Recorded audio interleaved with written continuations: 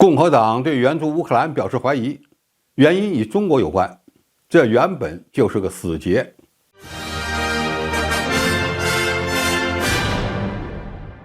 观众朋友，大家好，我是付贤爽。在共和党控制众议院之后，外界在密切关注其新任议长何时落实给乌克兰的空白支票可能不会继续的承诺。部分共和党人对几乎不受限制的向乌克兰提供武器感到不满，主要原因不是他们反对援助乌克兰，而是这件事与中国有关。部分共和党议员认为，华盛顿面临一个选择，或者继续以目前的速度武装乌克兰，或者阻止中国在印太地区的军事强势。美国不可能两者兼顾，因为资源有限。在政治和战略上，共和党保守派更希望将中国置于俄罗斯之上。一些共和党议员质疑援助乌克兰的深层次问题是，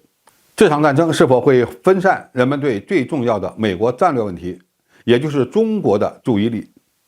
华尔街日报》最近进行的一次民意调查发现，随着俄乌冲突演变成一场长期的鏖战，48%的共和党人表示美国在支持乌克兰方面做得太多，而去年3月份的时候，这一比例仅为6%。相反，认为美国需要加大援助乌克兰的共和党受访者的比例，则从去年3月份的61%急剧下降到10月份的17%，现在就更低了。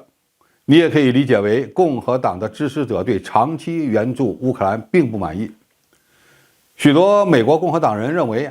对乌克兰的援助事实上进一步削弱了亚洲日益恶化的军事平衡。五角大楼不能同时进行2场主要战争。在俄乌冲突爆发之前，美军原本正从2线作战力量转变为单一主场作战力量，也就是收缩反恐战争的规模，将主要注意力转移到像中国这样的大国对手身上。拜登似乎也在执行这样的战略，但是美国根本无法在2条战线上投入同等的资源。部分共和党议员认为，亚洲是比欧洲更重要的战场，台湾地区是比乌克兰更重要的准盟友。此外，美国援助乌克兰的军用物资可能会被用于中美冲突，这将对美国的国防战略产生2阶和3阶的影响。火箭炮和导弹等远程精确打击系统具有很高的价值，尤其是对于美国陆军和海军陆战队而言，这2个军种正在进行改革，以适应与中国的潜在冲突。目前，美国正在把原本提供给台湾地区的防空反舰导弹，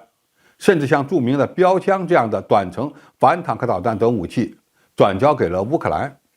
这些呢，都会削弱美军在印太地区的威慑能力。美国共和党给出的第3个理由是，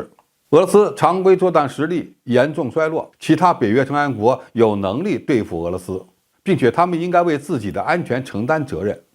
而亚洲才是急需美国的地方。现在的问题是，美国军事援助乌克兰和与中国展开战略竞争有直接关系吗？共和党的理由成立吗？答案是根本不成立。首先，中美战略竞争的本质是经济发展和高科技产业竞争，而中美军事科技竞争的核心部分是海空军装备技术和中远程导弹发展之争。这些与美国在乌克兰战场上消耗的武器和资源关系并不大。其次，美国为了维持其霸权，就必须成为军援乌克兰的领头羊，绑架欧洲的战略对美国也非常重要。你可以理解为，如果美国不援助乌克兰，那么美国在欧洲的影响力将急剧衰落，其后果根本不是美国能承受得起的。不过话又说回来，美国即使增加了对台湾地区的军事资源投入，也无法改变与中国大陆的军事战略竞争的退势。最后的结果无非就是增加一点解放军武统的成本。